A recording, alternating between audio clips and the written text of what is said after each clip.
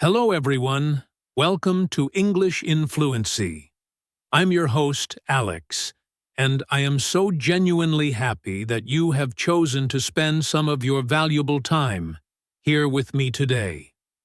This is the place where we don't just learn English. We explore how to use the language to build a better, stronger, and more confident version of ourselves. Today, we are going to talk about something that affects every single one of us. A quiet struggle that often happens inside our own minds. Have you ever found yourself in a situation where you know exactly what you should do, the thing that would help you grow, the task that would move you closer to your goals, but you just can't bring yourself to start? It could be the simple act of waking up just 30 minutes earlier to study English. It could be the challenge of finally starting that exercise routine you've been planning for months. Or maybe it's the nerve-wracking idea of speaking up during a work meeting, sharing your thoughts in English, even when your heart is pounding in your chest. We make these plans, we set these goals, and we tell ourselves that we truly want to improve. We want to become healthier, smarter, more skilled. But when the moment of action arrives, a strange force seems to take over. We hesitate. We find ourselves reaching for our phones, scrolling through social media, telling ourselves we'll do it later, after one more video, after one more cup of coffee. Or, quite often, we simply don't do it at all. Isn't that a peculiar and frustrating part of being human? We are thinking, feeling people, capable of incredible things. We can understand complex ideas. We can read books and articles that tell us that growth happens when we do difficult things. We have heard all the famous quotes, like, "A ship in harbor is safe, but that is not what ships are built for." We nod in agreement. We understand logically that facing challenges is what builds our character, our resilience, and our self-confidence. But there is a huge gap between understanding an idea in our minds and acting on it with our bodies and emotions. This is the great paradox of avoidance. We desire the amazing results that come from challenging ourselves, but we instinctively resist the feeling of discomfort that is necessary to achieve them. It's as if our brains are in a constant tug-of-war. On one side is the person we are right now, comfortable and safe in our routines. On the other side is the person we dream of becoming, the future version of ourselves that is stronger, more fluent, and more capable. Imagine for a moment that you are standing at the edge of a beautiful, clear lake on a cool morning. You know that if you jump in, the water will feel incredibly refreshing after the initial shock. You know you will feel energized, alive, and proud of yourself for being brave. But your mind, standing at the warm, dry edge, starts to whisper. It says, "Oh, that looks really cold. Maybe I should wait until the sun is higher. It's more comfortable here. Let's just do it tomorrow." That feeling of hesitation, that internal debate, is your mental resistance. It is a quiet but incredibly powerful force that constantly tries to pull you back into the zone of what feels safe and familiar, even when that safety is the very thing that is keeping you stuck in one place. I often think of this resistance as a kind of mental gravity. It's this invisible force that is always pulling you back down toward your comfort zone, toward the easiest option, toward the path of least resistance. Your brain, at its core, is a magnificent survival organ. It has evolved over millions of years with one primary goal: to keep you safe and to conserve energy. It is not fundamentally designed for your personal growth or for your biggest dreams. It loves things that are predictable and efficient. Pushing your limits, learning a new skill, or doing something that feels hard requires a lot of energy. It involves risk and uncertainty. Your brain sees this and, from a purely survival-oriented perspective, it often says, "No, thank you." Let's stick to what we know. This is why we avoid hard things, even when a part of us desperately wants the results they bring. But I want to begin our journey today with a question that could change everything. What if that feeling of resistance, that hesitation you feel, is not a signal to stop? What if it is actually a signal to begin? What if it is not a warning sign telling you to turn back, but an invitation? An invitation to step across what we might call your growth edge, that invisible line that separates your current comfort zone from the person you are capable of becoming. Think about it for a moment. When was the last time you consciously and deliberately chose the harder path? Not because a boss or a teacher forced you to, but because you knew deep down that it would be good for you, that it would shape you into a better person. And, on the other hand, how often do you find yourself caught in your own personal avoidance loop? Repeating the same patterns, making the same excuses, and telling yourself the same old story about why you can't do something, day after day. I want you to know something very important. You are not lazy. You are not weak. You are not broken. You are simply human, with a brain that is trying to protect you. But the wonderful thing about being human is that we are not slaves to our instincts. We have the remarkable ability to observe our own patterns, to retrain our automatic responses, to reframe the stories we tell ourselves, and to consciously choose growth, even and especially when it feels uncomfortable. This episode is your guide on how to do exactly that. We are going to explore how you can train your brain not just to tolerate doing hard things, but to lean into them, to embrace them, and maybe, just maybe, even learn to love them, or at least to love the person you become because of them. Because the real, lasting growth in your life will not come from doing what is easy. It will come from meeting yourself in that moment of hesitation, that moment of resistance, and choosing, just for today, to take one small step forward. Let's take a moment now to look under the hood, to peek inside the amazing and complex machine that is the human brain. We need to understand why discomfort feels so, well, uncomfortable. Because once you can see the mechanics of what is happening behind the scenes in your mind, it becomes so much easier to work with your brain instead of constantly feeling like you are fighting against it. As I mentioned, your brain, for all its incredible abilities, is not primarily designed to support your long-term personal growth. That might sound like a strange or even negative thing to say, but it is a fundamental truth. Your brain's number one priority, above all else, is survival. It is not success, not happiness, and certainly not productivity. Its main job, day in and day out, is to keep you safe, alive, and away from any perceived danger. That is its core programming. In many ways, you can think of your brain as a highly advanced survival computer, constantly scanning your environment for potential threats, trying to avoid any kind of risk, and conserving precious energy whenever and wherever possible. So, what happens in your brain when you are faced with something challenging or difficult? Let's use a very practical example. Imagine you have to give a presentation in English next week, perhaps for your job or a class project. The moment you think about it, your heart might start to beat a little faster. Your palms might feel a bit sweaty.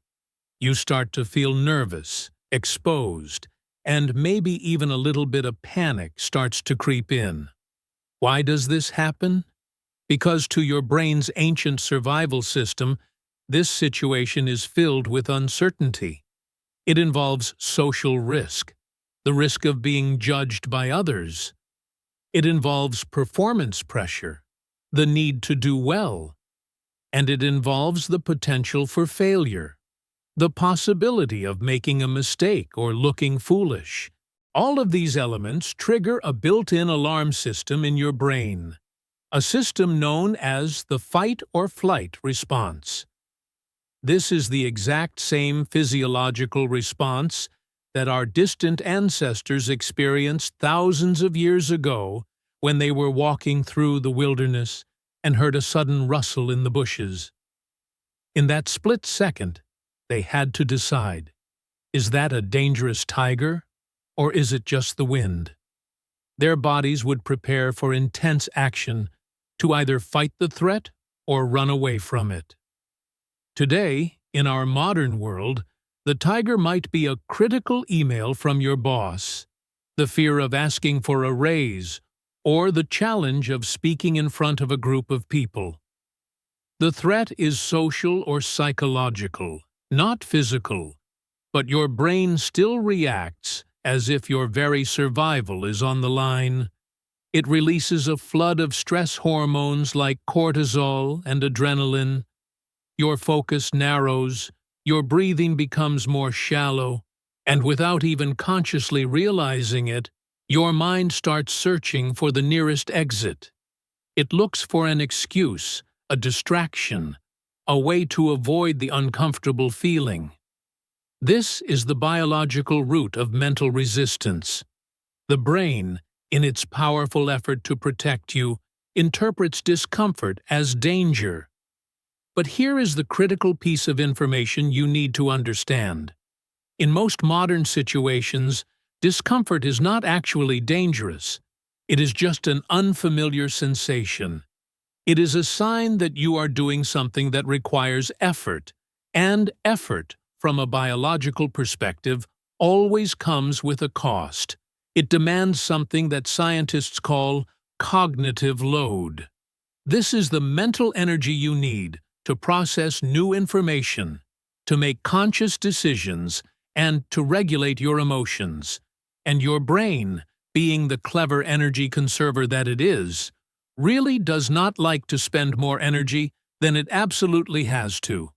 So when it sees a hard task on the horizon, its default response is often, let's not, and say we did. This is why, even when we have the best intentions to improve ourselves, we often end up sabotaging our own progress.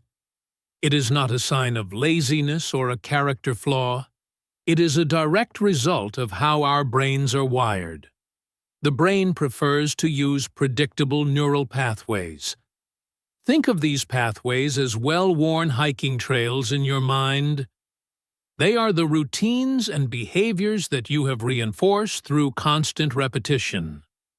Walking on these trails is smooth, easy, and familiar.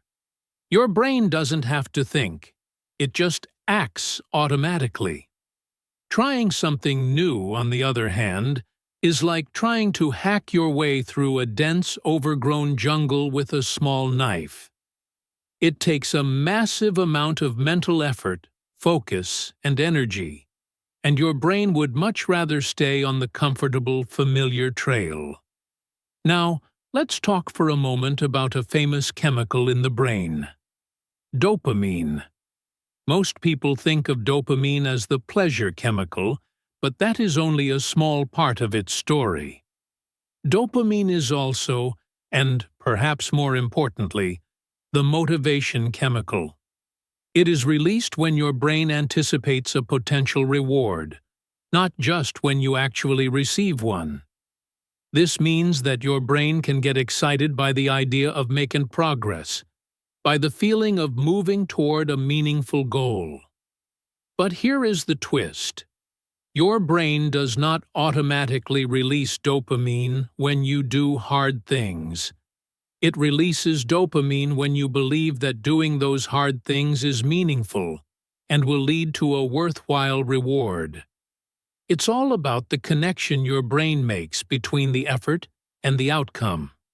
So, if your internal story, your inner dialogue, is constantly saying, "This is pointless," or "I'm not good at this, so I'm going to fail anyway," or "Why should I even bother trying?" then guess what happens? Your dopamine levels stay low, and your motivation disappears. On the other hand, if you can learn to consciously associate the feeling of effort with something positive, like growth, learning, or self-respect, your brain will begin to respond in a completely different way. It starts to link the sensation of discomfort with a sense of purpose, and that is the exact point where real, lasting change becomes possible. Let's pause here for a moment of reflection. Can you think of a time recently when you felt a strong sense of resistance towards doing something, but you pushed through and did it anyway? And can you remember that feeling of pride and satisfaction you felt afterward? Maybe you forced yourself to go to the gym, even though you were feeling tired after a long day. Maybe you sat down to study your English vocabulary for 20 minutes instead of turning on the television. Maybe you had a difficult but necessary conversation with a friend or family member. In those small moments of victory, you were doing more than just building your willpower. You were literally rewiring your brain. You were slowly and steadily creating new neural pathways, new trails in your mind that send the message, doing hard things is worth the effort. This process of rewiring, this quiet and powerful transformation, is how people learn to embrace and even love a good challenge. It's not because the challenge suddenly becomes easy, and it's not always because it's fun in the moment. It's because they have successfully trained their brains to connect the feeling of discomfort with the rewarding feeling of growth, and they have linked that growth to something that is deeply meaningful to them. Of course, this kind of change does not happen overnight. It takes conscious awareness, it takes a lot of repetition, and it takes a deep willingness to feel awkward, uncertain, and even a little bit afraid, without immediately running away from those feelings. But the science of neuroplasticity is very clear. The more often you intentionally face a difficult task, the more your brain adapts to it. The more it learns that effort is not something to be avoided at all costs, but something to be engaged with. So, the next time you find yourself feeling stuck, procrastinating on a task, hesitating to take action, or overthinking a decision, I want you to try this simple exercise. Take a deep breath, acknowledge the feeling of resistance, and then gently remind yourself that your brain is just doing its old job of trying to protect you. You can mentally thank it for its concern, and then choose to act anyway. Because your brain may be wired for survival, but you, the conscious you, are wired for so much more. There is a very common story that we have been told our entire lives, and many of us believe it without even realizing it is a story.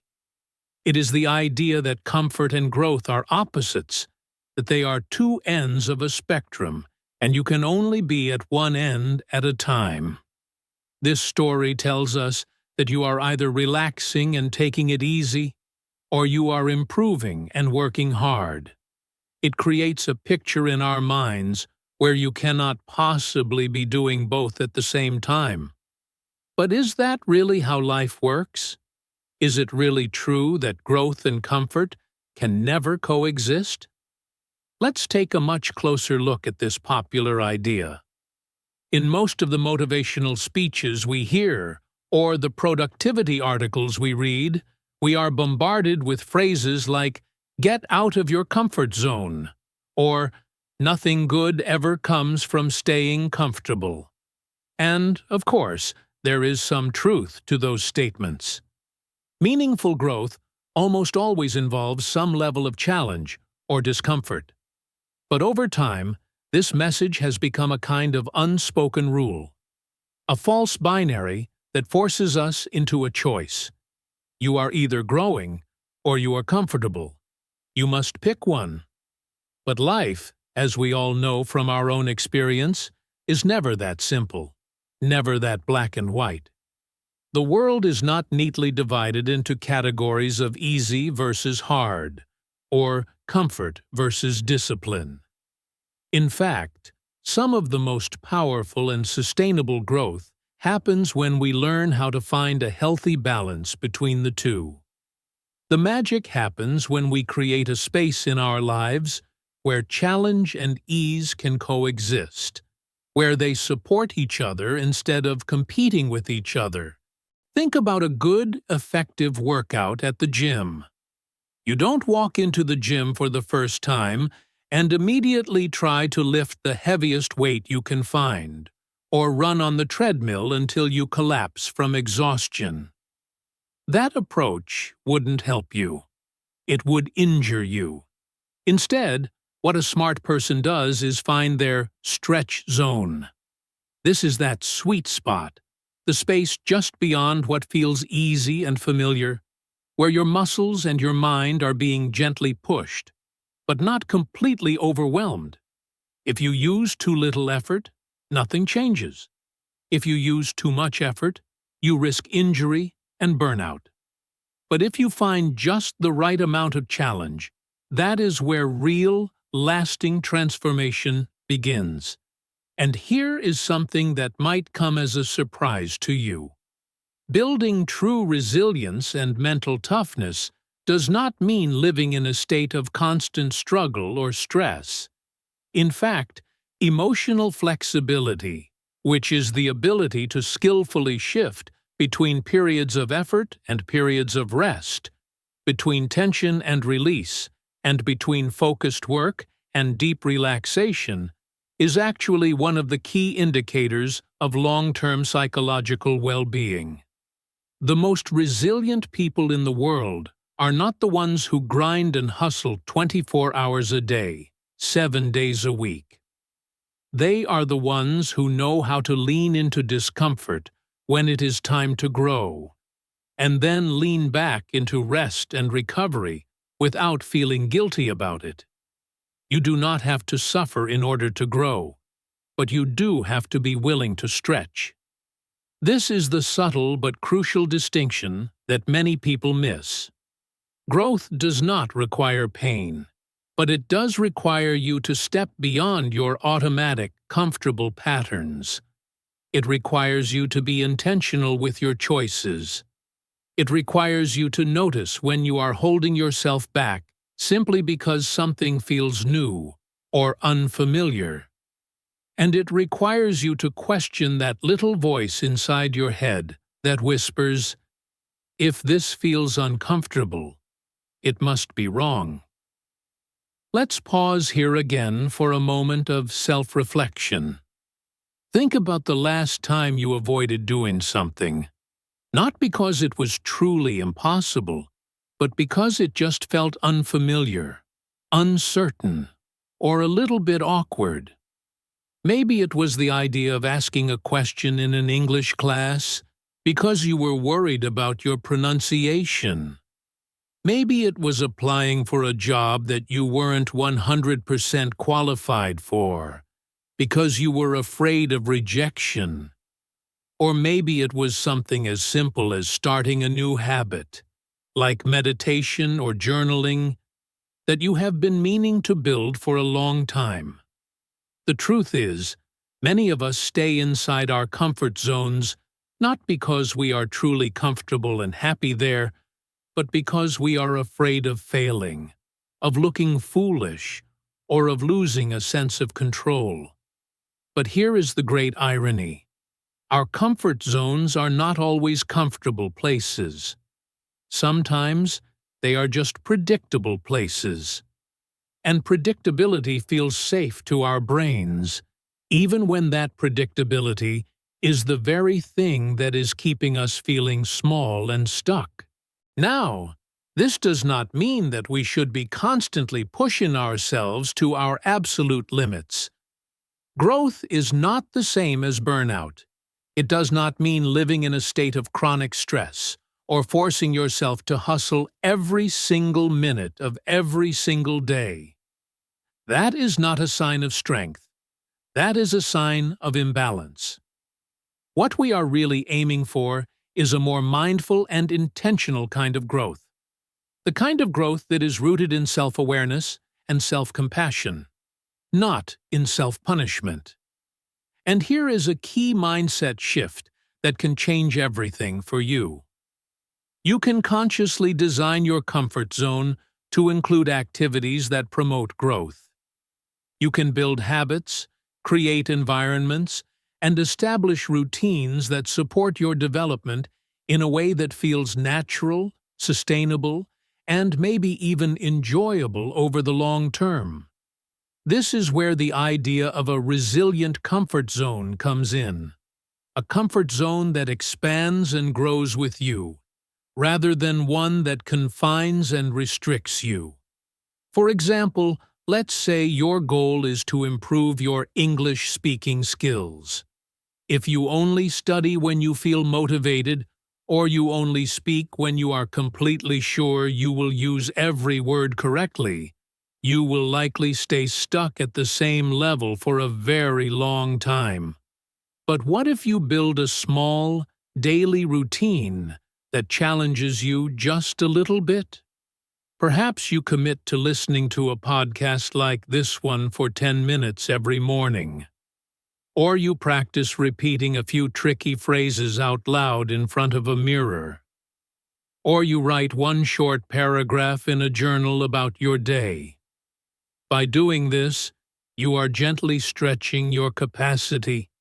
You are actually growing inside your comfort zone because you have successfully made that zone bigger. You have redefined what feels normal and natural for you. This kind of growth doesn't feel dramatic or heroic. It doesn't make for a great movie scene, but it is deeply and profoundly powerful. And over time, it fundamentally changes the way your brain responds to challenge. Because challenge becomes something familiar, something you have practiced, something you have made room for in your daily life. So, the next time you catch yourself thinking, I can't grow unless I'm feeling uncomfortable, or, if I'm not struggling, I'm not making progress, I invite you to try asking yourself a better, more compassionate question. Ask yourself, how can I stretch myself gently today, in a way that helps me grow without causing me to snap?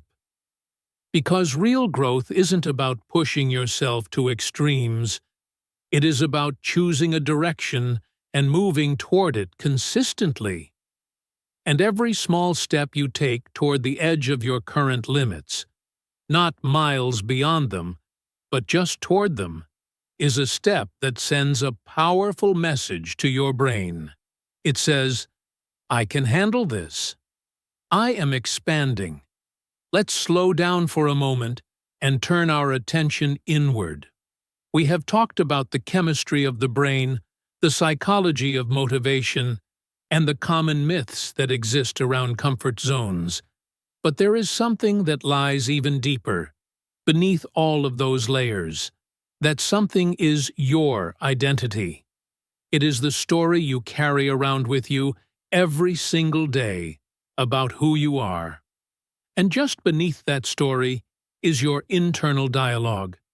This is the constant voice in your head that interprets every challenge, every setback, every small victory you experience. If you truly want to train your brain to embrace and even love doing hard things, This is where the most important work must begin. Now, I know that a phrase like internal dialogue might sound a bit abstract or philosophical, but it is actually something very real and tangible. It is the voice that says things like, "I'm just not the type of person who can wake up early," or "I've never been good at learning languages," or "I'll probably just mess it up, so why should I even try?" Sometimes that voice is very loud and critical. Other times it whispers its doubts so quietly that you barely notice it. And often it sounds so familiar, so much like your own voice of reason, that you mistake its opinions for undeniable truths. But here is the most liberating secret I can share with you. You are not your thoughts. You are the one who is listening to your thoughts. And just as we can train our muscles in the gym or upgrade our daily habits, we can also consciously reshape that inner voice. We can transform it from a critic that holds us back into a coach that encourages us forward. Let's make this concept more real and practical. Think about something specific that you have been avoiding in your life. Something that felt too hard, too uncomfortable, or too far outside of what you consider your normal self. Perhaps it's public speaking, or learning a new and complex skill like coding. Maybe it's the thought of starting your own small business, or the difficult task of setting a healthy boundary with a person who is close to you. Whatever it is, I want you to ask yourself a very honest question. What is the story I am telling myself about this situation? And even more importantly, what is the story I am telling myself about me in relation to this situation? This is what we mean when we talk about your internal narrative. It is the collection of beliefs, assumptions, and emotional memories that come together to shape your self-concept. It's not just about what you think in a passing moment.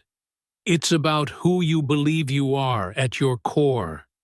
And whether you are consciously aware of it or not, this self-concept has a profound influence on how you show up in the world every single day.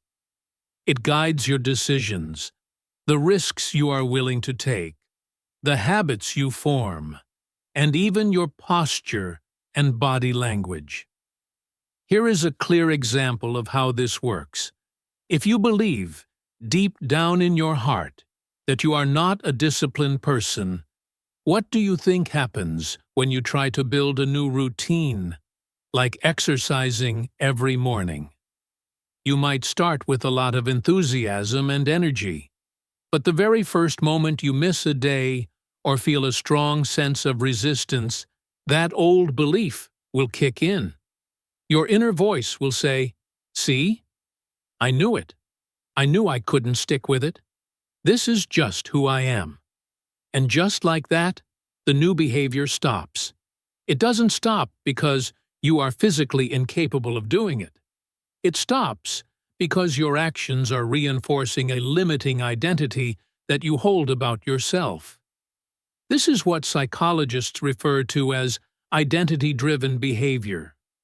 We have a deep, subconscious need to act in ways that are consistent with how we see ourselves, even if that identity is outdated, inaccurate, or was given to us by someone else long ago. And this is both the biggest challenge and the greatest opportunity. Because the moment you start to consciously rewrite that identity, even in very small and subtle ways, your behaviors will begin to shift naturally to match the new story. Let me ask you something. When was the last time you caught your inner voice in the act of limiting you? When did you pause, even for a single second, and notice yourself thinking, "I can't do this. I'm not ready yet." Or, "This just isn't me"? And what do you think would happen if, just once, you decided to answer back to that voice with something different.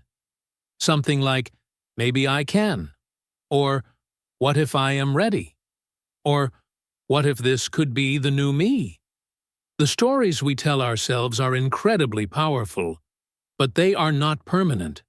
They are not carved in stone.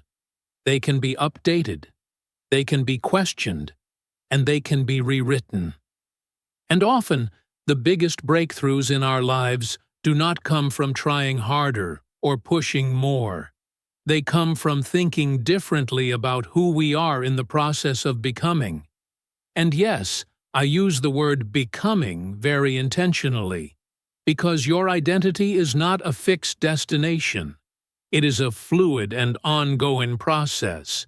You are not locked into the version of yourself you were 5 years ago, or even 5 minutes ago. Every single decision you make, every time you choose to show up when it's hard, to speak up when you're scared, or to stretch just beyond your usual limits, you are casting a vote for the future you. You are actively shaping a new and more empowered narrative for your life. Of course, this is not about toxic positivity or pretending that fear and self-doubt do not exist. It's about creating a more honest, compassionate, and useful internal dialogue. It's about creating an inner world that makes room for growth, for effort, and for change. You can be someone who struggles with self-doubt and still chooses to take action. You can feel fear and still move forward anyway. You can challenge yourself without constantly attacking yourself. So, here is something for you to reflect on deeply. If your brain believes whatever you tell it most often, what kind of messages are you feeding it on a daily basis? Are you reinforcing old, tired doubts, or are you rehearsing new and exciting possibilities? And if you could write a new story for yourself, just one single sentence that you could practice for today, what would it say? It could be something simple like, I am a person who does hard things, not perfectly, but consistently. Or perhaps, I am learning to trust myself, even when things feel uncertain. Or maybe just the simple, powerful statement, I am growing. Because that voice inside your head is not just background noise. It is the script that is directing the movie of your life. And the most beautiful and empowering thing is that you are the writer, and you are always allowed to start a rewrite. Let's be very honest with ourselves. When we think about the idea of doing hard things, most of us immediately picture something big and dramatic. We imagine climbing a massive mountain, running a full marathon, launching a successful business from absolutely nothing, or moving to a brand new country where we don't know anyone. And yes, those are certainly big, bold, life-changing challenges. They are the kinds of events that can fundamentally alter the story of your life. But what if I told you that the most effective and sustainable way to build your capacity for handling difficulty is not through one single massive act of courage, but through a series of small, consistent, and deliberate acts of discomfort?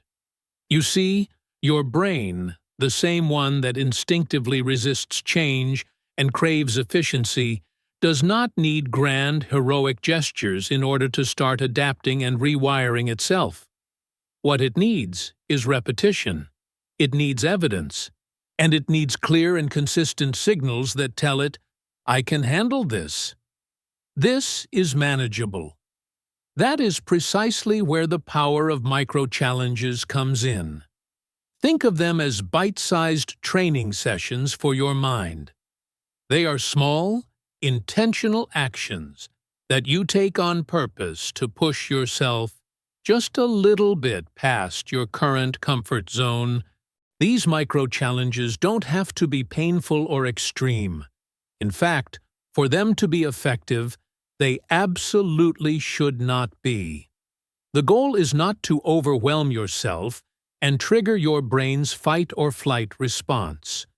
The goal is to create a new and positive habit loop in your mind. This is a predictable cycle, where a small moment of discomfort is met with a conscious action, and that action is met with a small feeling of confidence or pride. Over time, as you repeat this loop again and again, it becomes more familiar, less threatening, and even deeply satisfying to your brain. Let's look at a few concrete examples of what this could look like in your daily life. Maybe your micro-challenge is to take a 30-second cold shower at the end of your normal warm shower in the morning. You're not doing it because you love the feeling of cold water, but because it teaches your mind how to stay calm and in control when your body is screaming, "Get out of here!" Or perhaps you could practice saying no to something small, like an invitation to an event you don't really want to attend, just to remind yourself that your time and energy are valuable and that your boundaries matter. Maybe your challenge is to speak up just once in a meeting, even if your voice shakes a little as you do it. Or you could try saying one complete sentence in English out loud every single day, even if you are just alone in your room and it feels a bit awkward at first. These are all perfect examples of micro-challenges, and every single time you complete one, you are actively training your brain to respond differently to the feelings of discomfort, effort, and uncertainty. Here is what makes this strategy so incredibly powerful. Micro-challenges are very low stakes, but they are incredibly high impact. They are small enough that you do not need hours of preparation or a huge surge of motivation to do them, but they are meaningful enough to begin shifting your self-perception. After just 1 week of accumulating these tiny wins, you will start to see yourself differently. You will start to think, "Hey, maybe I can handle more than I previously thought." That is the exact point where real, lasting change begins. It doesn't start in the big moment of public success, but in the quiet, internal rewiring of your self-concept. And it all starts with asking yourself one simple question each morning. What is one small thing I can do today that will make me slightly uncomfortable, but in a good way? It is very important to remember that this kind of intentional discomfort is not about self-punishment. It is not about making your life harder just for the sake of it. It is about a process of controlled exposure, like a vaccine for your mindset. You are stepping into challenge with a sense of curiosity and playfulness, not with force and aggression. You are not trying to prove anything to the outside world. You are simply and quietly building your own mental and emotional flexibility, one small repetition at a time. This approach works especially well when you combine it with what psychologists call the principle of incremental change. This simply means focusing on making small, consistent progress rather than trying to achieve perfection overnight. If your big goal is to become more confident when speaking English, don't try to memorize 500 new words in a single week. That would be overwhelming. Instead, start by committing to using one new phrase today. You could use it in a text message, in a short conversation, or even just by repeating it to yourself out loud. If your goal is to be more focused and less distracted, don't try to quit all your distractions cold turkey. Try working for just 10 minutes without checking your phone. Once that feels easy, increase it to 15 minutes. These micro habits, these small and manageable shifts, will compound over time, and eventually they will become your new normal. You are not just practicing the skill of discipline. You are teaching your brain a much more important lesson: that the feeling of effort is not scary. It is manageable. It is familiar. And sometimes, the feeling of accomplishment that follows can even be enjoyable. Of course, this is not a magic trick. You won't suddenly fall in love with every single uncomfortable thing you have to do, but you will start to build a kind of quiet, unshakable confidence. It's the feeling that you can trust yourself to face resistance and move through it, instead of automatically avoiding it. That is an incredibly powerful skill, and it is one that will stay with you and serve you for the rest of your life. So, here is your gentle challenge for today. Choose one micro-challenge. Just one. Something that makes you stretch, but doesn't make you snap. Something that gets your brain's attention just a little bit. It will probably feel uncomfortable. That is the whole point. But make sure it is doable, repeatable, and something you can actually practice consistently. Because in the end, you do not become the kind of person who loves doing hard things all at once in a single moment of transformation. You become that person in the thousands of small, daily moments when no one else is watching, when it would be so easy to skip it, when the perfect excuse is right there waiting for you. But you choose differently anyway. That is how true resilience is built. Not in a single, heroic leap, but in a long series of quiet, courageous steps. Let's talk about something that we all, as human beings, try our best to avoid. Let's talk about something that can stop us in our tracks before we even start a new journey. Let's talk about failure. Just saying the word itself can trigger a feeling of discomfort in our bodies. No one wants to fail. No one enjoys the feeling of struggling and not succeeding. And yet, if we are completely honest with ourselves, most of the things in life that truly matter, things like learning to speak a new language fluently, building a meaningful and fulfilling career, improving your physical health, or healing a broken relationship. All of them will inevitably involve moments where you fall short of the mark, where you get it wrong, where you feel like you just want to give up. So, the crucial question is, how do we make peace with this reality? How do we stop seeing failure as the enemy of our progress and start seeing it as a necessary and even valuable part of the process? It all starts with embracing a simple but profoundly powerful idea.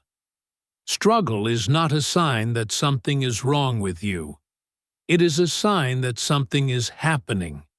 When you are struggling with something, it means you have stepped off of autopilot. It means you are actively engaging with a challenge. You are stretching your current abilities, and you are questioning your old assumptions. And yes, it is often uncomfortable.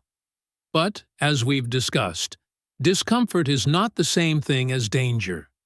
Most of the time, discomfort is just the feeling of growth in disguise. Here is a metaphor that I find very helpful. Think of struggle as a kind of training ground for your mind. It is not the place you go to succeed immediately and perfectly. It is the place you go to get stronger. Picture a dedicated athlete in a gym. They are lifting heavy weights. They are sweating. They are straining their muscles. In those moments of intense effort, are they failing? No, of course not. They are training. Every single repetition that burns, every moment that feels incredibly hard, is sending a direct message to their body. The message is, Adapt, grow, get stronger.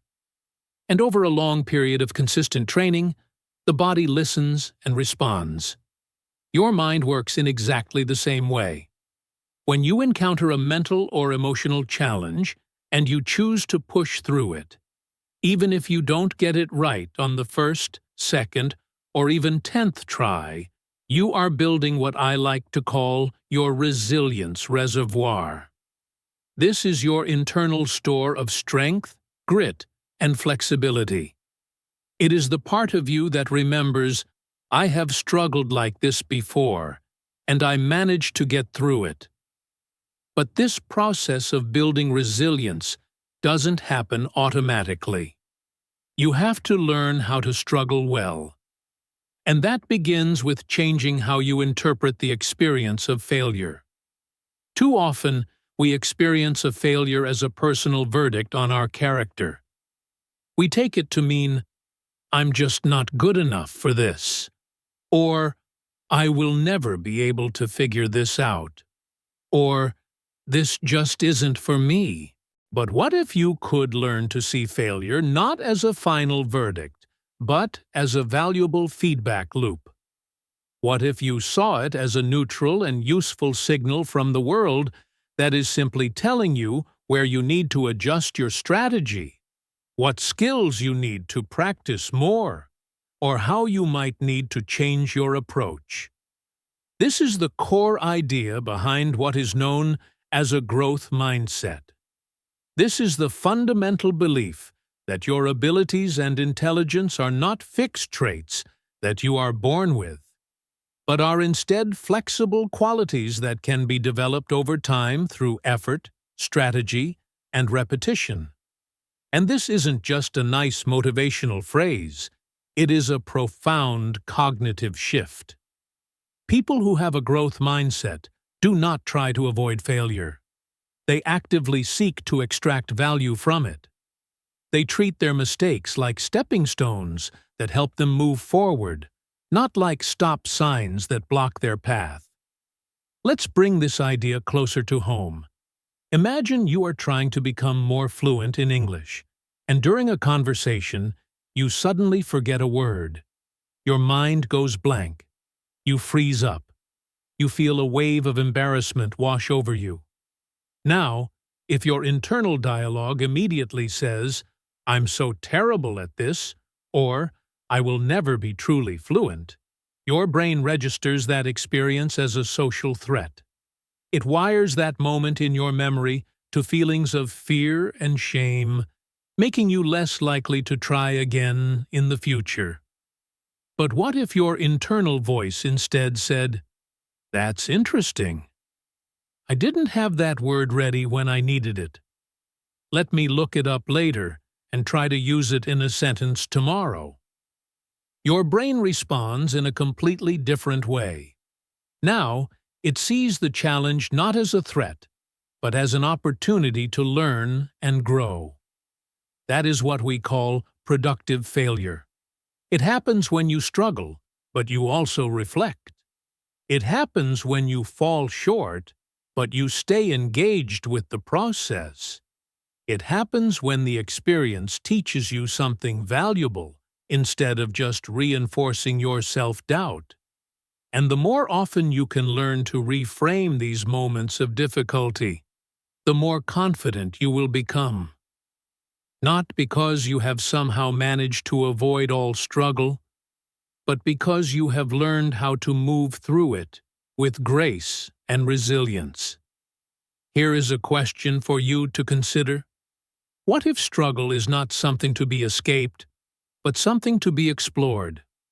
What if it is not a punishment for your inadequacy, but a proving ground for your potential?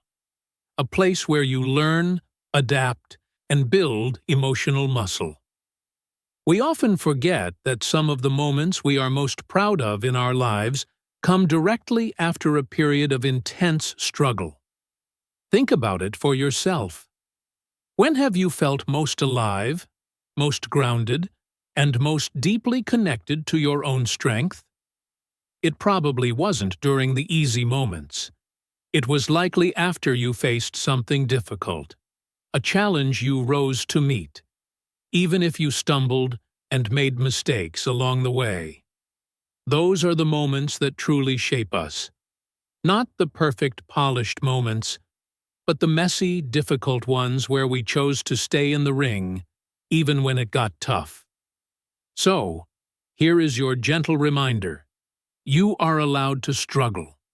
You are allowed to fail, to mess up, and to feel unsure of yourself. That does not make you weak. It makes you human.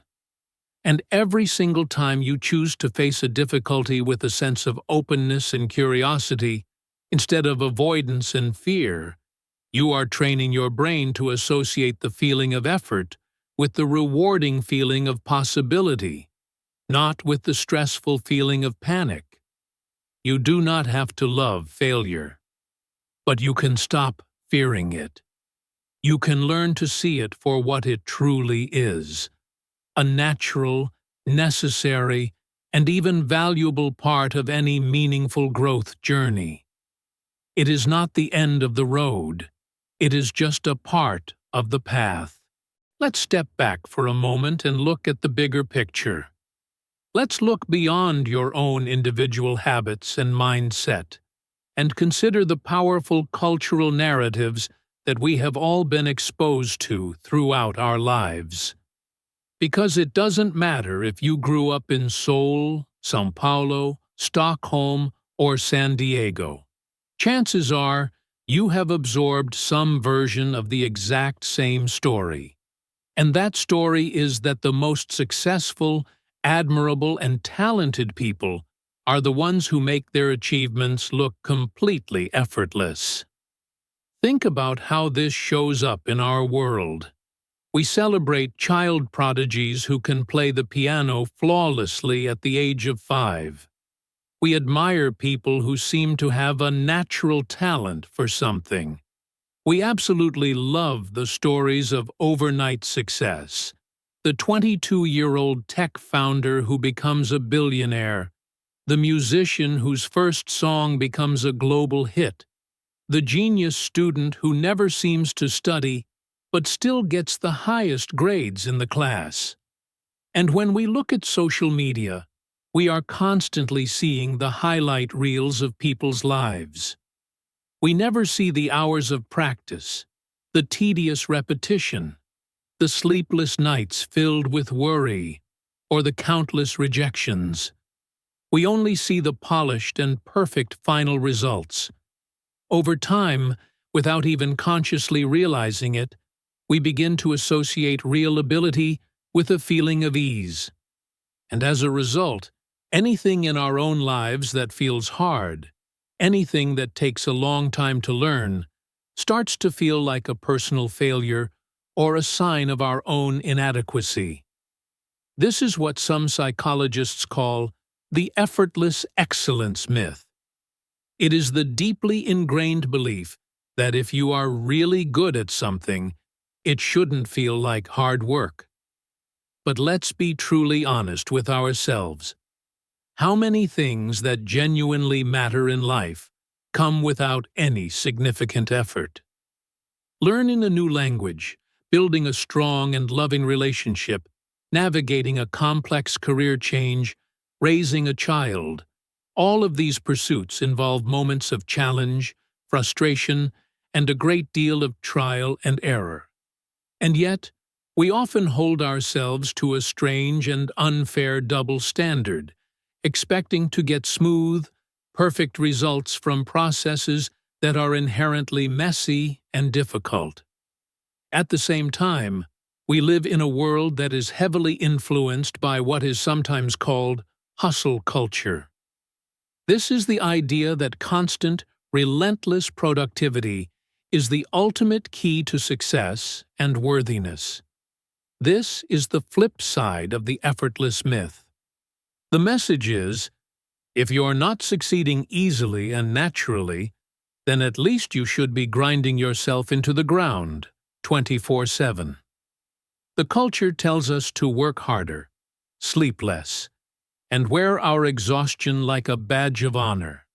as if it is proof that we are truly serious about our goals. But here is the dangerous trap. Whether we are idolizing effortless ease or glorifying constant exhaustion, we are still avoiding the more balanced and sustainable middle truth. And that truth is that real, meaningful growth requires steady, sustainable, and intentional effort. It doesn't require heroic, unsustainable bursts of energy, nor does it happen with zero resistance. It happens through our steady and consistent engagement with difficulty over a long period of time. Let's contrast two very common narratives that exist in our culture. The first narrative says, if this feels hard, you're probably just not good at it. Maybe this isn't your thing, and you should quit and find something easier. The second narrative says, if this feels hard, you need to push even harder. Grind through the pain. Don't stop until you drop. But both of these extreme perspectives miss something absolutely essential. They miss the idea that effort is not a problem that needs to be fixed, nor is it a terrible burden that must be endured. It is simply a natural and unavoidable part of doing anything meaningful in this world. What do you think would happen if we, as a society and as individuals, stopped seeing the feeling of effort as a red flag and started seeing it as a normal, healthy, and even valuable signal that we are stretching and growing? What if we celebrated perseverance and resilience with the same level of enthusiasm that we currently give to raw talent? Because here is the secret truth that no one ever tells you when you are looking at their highlight reel. Most of those overnight successes actually took years of hard work. Most people who achieve fluency in a second language built it through thousands of hours of silent frustration and boring repetition. Most of the people we call geniuses have practiced, studied, and failed far more times than they have succeeded. But we rarely get to see that part of the story. And when we don't see the struggle, we start to believe that our own struggle is a sign of inadequacy. We start to think that if it doesn't come naturally to us, it probably never will. Let me ask you a personal question. Have you ever felt embarrassed by how long it took you to learn something? Or have you ever felt ashamed that other people seemed to get it much faster than you did? That feeling, that quiet self-doubt, often comes not from our actual reality, but from a performance narrative that we have inherited from our culture. It's the idea that we are all supposed to be impressive, efficient, and ahead of schedule at all times. But real growth just doesn't work that way. It is messy. It is non-linear. It takes as long as it takes. And different cultures around the world reinforce these ideas in different ways. In some places, hard work is deeply respected, but burnout is also completely normalized. In other places, a sense of ease and grace is highly admired, and anything that looks like a struggle is quietly judged. But across almost all cultures, one thing remains consistent.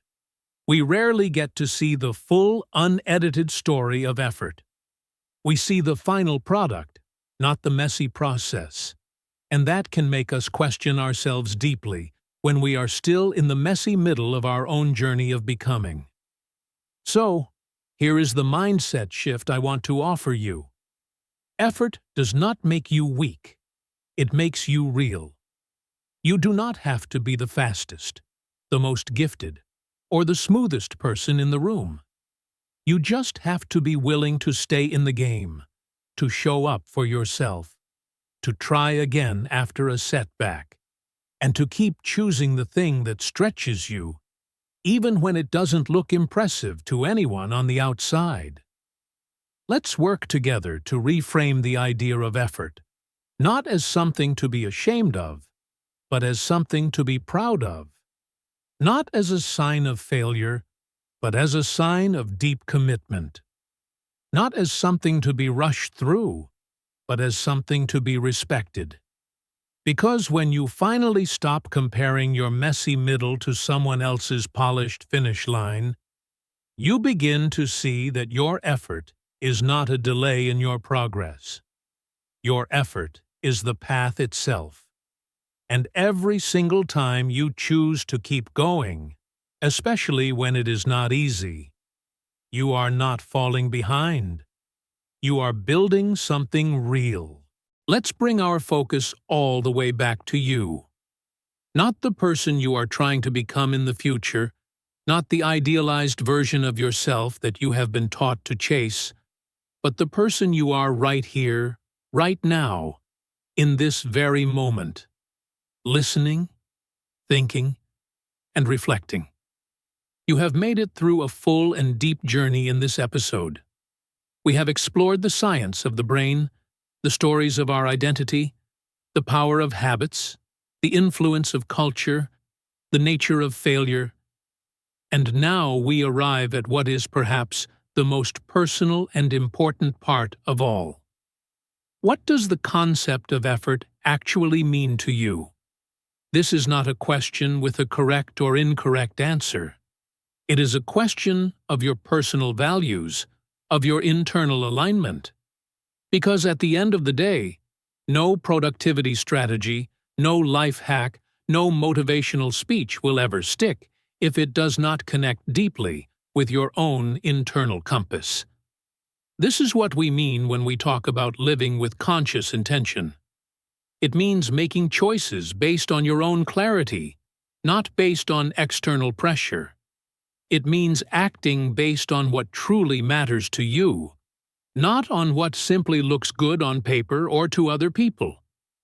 So, what do you truly believe about effort? What role does it play in your life? Is it something you primarily associate with struggle and sacrifice, with pressure and perfectionism? Or could it be something quieter, something more sacred? Here is a different lens I would like you to try on. What if discipline isn't a form of punishment, but a form of devotion? That single phrase, discipline as devotion, has the power to shift the meaning of effort completely. When viewed in this light, discipline is no longer about using force against yourself. It is not about harsh self-denial or rigid, joyless control. Instead, it becomes about care. It becomes about commitment. It becomes about showing up for something that you deeply value again and again and again. Even when it is hard, even when your progress is invisible to others, and especially when nobody is there to clap for you. When you begin to treat your effort not as a tool for proving your worth to the world, but as a daily practice of alignment with your own values, everything starts to change. You are no longer doing hard things to impress other people or to meet some invisible external standard. You are doing them because they are a reflection of who you are, or, more accurately, who you are in the process of becoming. And that is the source of true intrinsic motivation. This is the kind of motivation that is not dependent on praise, good grades, social media followers, or any other external rewards. It is the motivation that comes from deep within, from a sense of meaning, from a connection to your own purpose. When your daily actions are in alignment with your deepest values, you don't need constant reminders or external validation to keep going. You will still face resistance, of course, but underneath that resistance, there will be a solid foundation of clarity. Now, this does not mean that your effort will always feel inspiring or exciting. Some days, your effort will look like just showing up when you are feeling tired, confused, or completely unmotivated. Some days, effort is simply the act of staying with the process, even when you can't see the results. But the crucial point is that you have chosen it. Not because someone told you to, not because you are afraid of what will happen if you don't, but because you have consciously decided, this matters to me. Let's pause here for our final reflection. I want you to ask yourself, what kind of effort feels truly meaningful to you? Not just useful or productive, but true to who you are. What activities, goals, or routines make you feel more connected to your authentic self, even if they challenge you? What kind of discipline would you be proud to call your own? Not because it's impressive to others, but because it's honest to you. Because when your effort is aligned with your values, it stops feeling like a battle against resistance and starts feeling like an act of integrity. Here is the simple truth. We all live our lives according to a kind of personal philosophy, whether we are conscious of it or not. We tell ourselves stories about what is worth our precious energy, what we are capable of handling, and what we should be doing with our lives. But the real power is found in consciously choosing that philosophy, in refining it, questioning it, and rewriting it as you learn and grow. So I invite you now to take a moment to write, or at least to imagine, your own personal philosophy of effort. It does not have to be long or complicated. Just a simple sentence or two will do. It could be something like, effort, to me, means showing up for my future self, even when my present self doesn't feel like it. Or perhaps, discipline is how I care for the things and people I love. Or even more simply, I do hard things not to prove my strength to others, but to meet my own strength in motion. Whatever your words are, make sure they come from you, from your own unique experience and your own genuine desire to live a more intentional and meaningful life. Because ultimately, training your brain to love doing hard things is not about pushing yourself harder. It is about relating to yourself differently.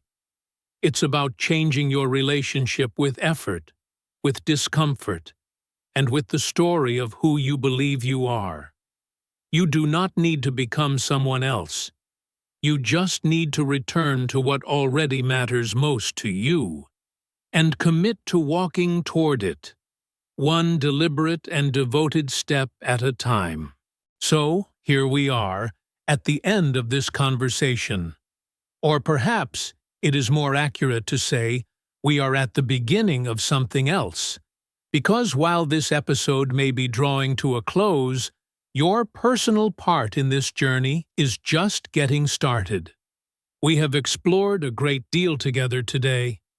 We've looked at the neuroscience of resistance, the cultural myths that distort our view of effort, the powerful inner stories we tell ourselves, the simple magic of micro-challenges, and the profound power of redefining struggle not as a threat to be avoided, but as an invitation to be accepted. And now, after all of this exploration, the question becomes very simple. It's not necessarily an easy question, but it is a clear one. What will you do with this insight? This is not about trying to overhaul your entire life overnight. It is not about making some grand, dramatic declaration or chasing after a new, impossible version of perfection. It is about just one thing, starting small and starting deliberately.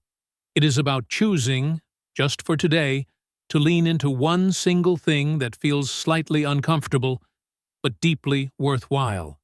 Something that stretches you, not to impress someone else, not to meet some invisible standard, but because it aligns with the kind of person you are genuinely aspiring to become.